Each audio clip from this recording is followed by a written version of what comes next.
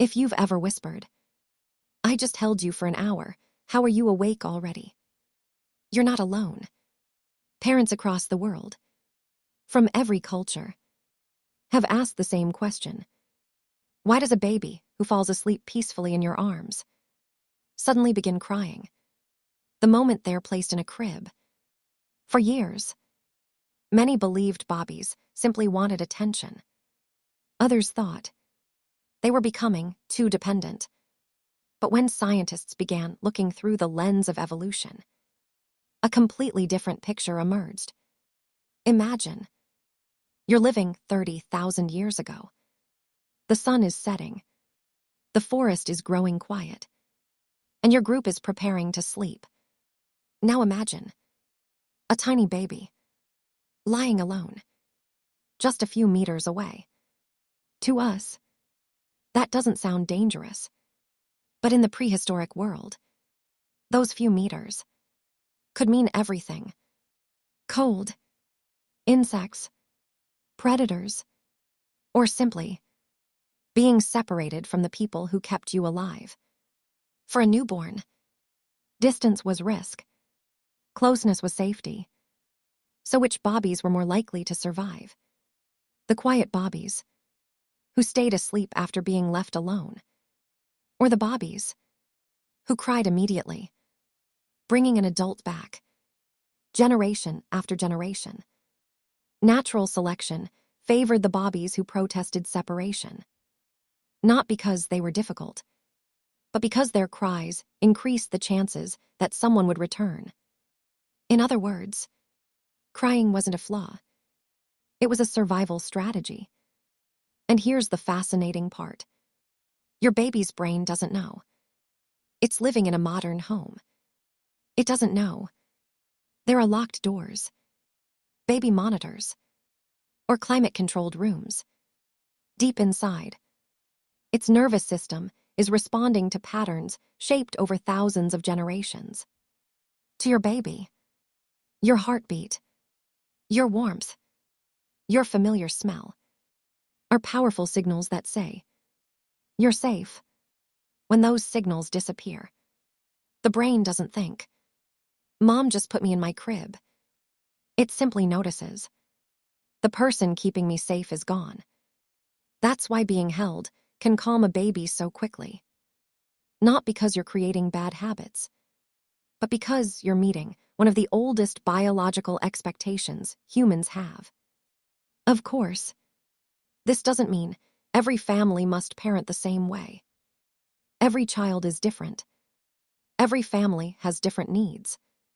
But understanding why bobbies seek closeness often replaces frustration with empathy. And once ancient parents understood that bobbies wanted to stay close, they solved another problem. How do you teach a child who spends most of the day in your arms? The answer is surprisingly different from what many of us expect. The greatest toy ever invented was a human being.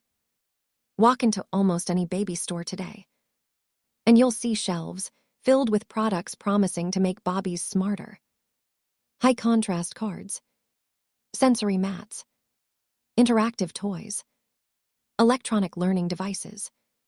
Some are wonderful. Some genuinely encourage exploration. But here's a question. What did bobbies have before any of those existed? The answer was something far more powerful. People. Think about it.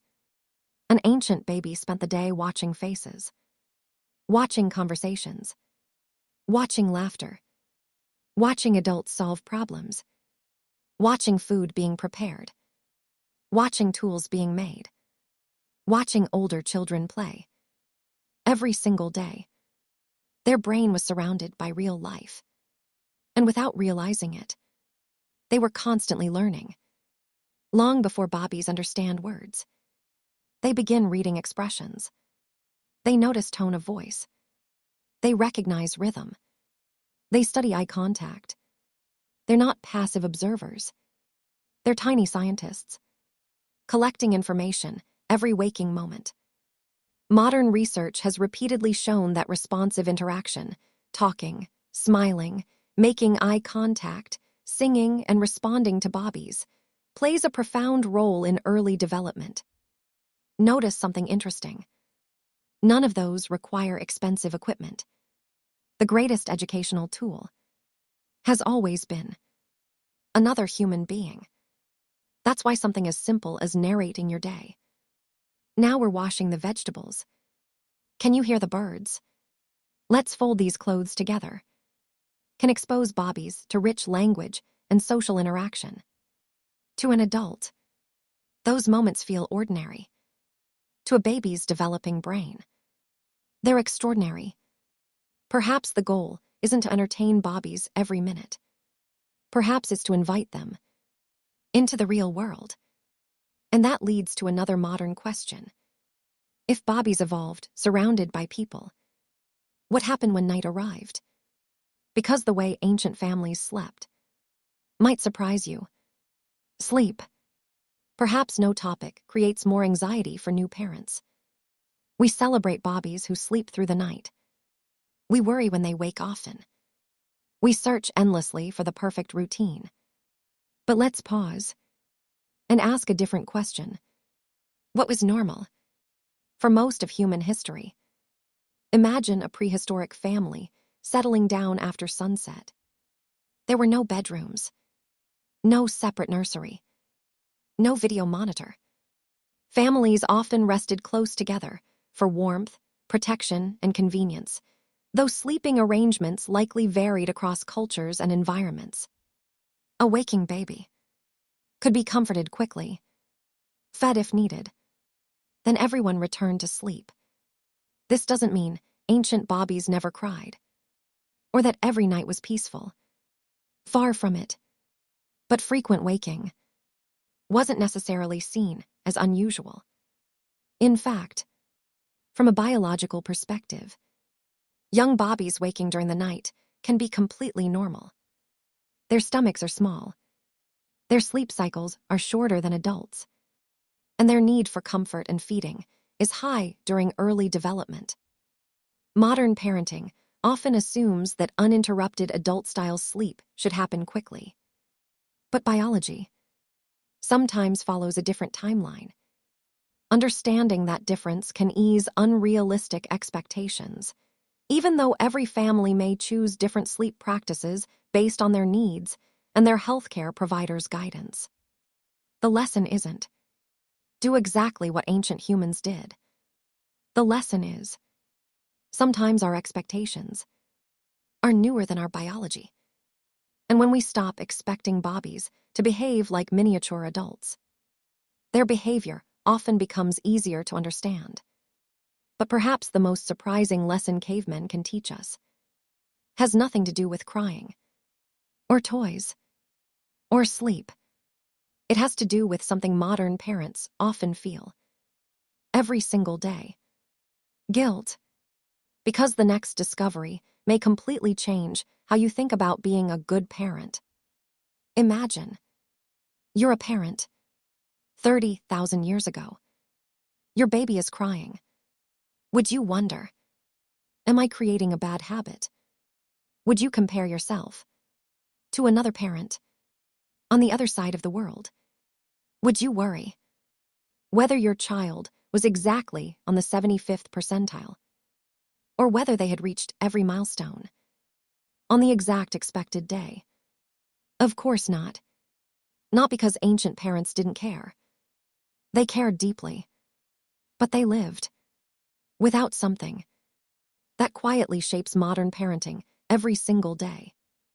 Constant comparison. Today, within seconds, we can watch hundreds of parenting videos, read dozens of opinions, hear conflicting advice. One expert says, pick the baby up immediately. Another says, give them space. One book recommends a strict routine. Another says routines are unnecessary. The result? Many parents feel like they're taking an exam without ever being told what the right answers are. But here's something fascinating. For most of human history, children weren't raised according to a parenting method. They were raised within a community. Knowledge passed naturally from one generation to the next. Not every family parented identically. Cultures varied. Environments varied. But one thing remained remarkably consistent. Children were surrounded by experienced adults. New parents weren't expected to figure everything out alone. And maybe that's one reason so many parents today feel overwhelmed. Not because they love their children less, but because they're carrying a responsibility that was once shared. Sometimes, the greatest gift isn't becoming a perfect parent. It's remembering that perfection was never the goal. Nah. Let's be clear. Should we raise children exactly like prehistoric humans? No. Absolutely not. Ancient life was harsh. Infections that are easily treated today could become deadly. Childbirth was far more dangerous. Injuries, malnutrition, and disease claimed countless lives. Modern medicine, vaccination, clean water, safe sleep guidance, and emergency health care have transformed childhood for the better. This isn't a story about going backward. It's about asking, which parts of human nature have stayed the same? Interestingly, many ideas supported by today's developmental science echo patterns that likely existed throughout much of human history. Babies benefit from warm, responsive caregiving. They learn through conversation, long before they can answer. Skin-to-skin contact can help regulate newborns in the early days after birth. Play supports learning. Strong relationships provide emotional security. And parents themselves benefit from support. Notice something. None of these lessons require expensive products. They aren't hidden behind a subscription. They aren't exclusive techniques. They're deeply human. Perhaps the greatest parenting technology has never been technology at all. Perhaps it's connection. Let's go back to where we started. Imagine holding your baby 30,000 years ago. No electricity, no internet, no parenting books, just a quiet night under the stars. Would those parents have worried about screen time? No. Would they have wondered which stroller was best? Of course not. But if they could see us today, they might be surprised by something else. Not our technology, not our homes, not even our hospitals.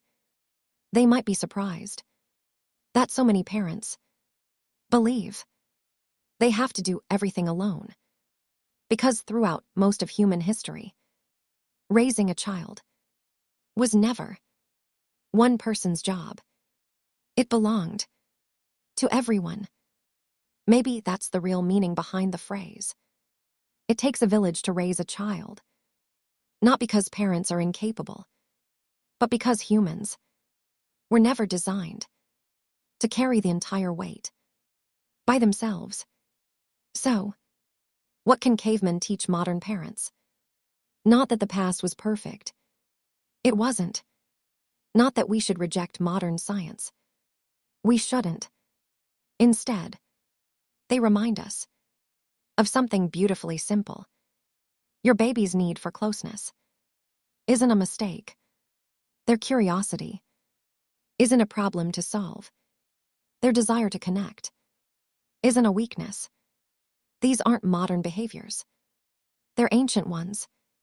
And maybe the next time your baby reaches for you, or wants to hear your voice, or simply wants to be held, instead of asking, "How do I stop this?"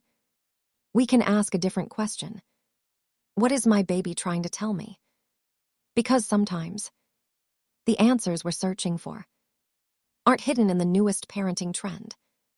Sometimes they're quietly waiting in a story that began hundreds of thousands of years ago, long before cities, long before schools, long before history itself. A story that every parent is still a part of. Stay tuned for more interesting information about parenting, and do not forget to drop your thoughts and support us.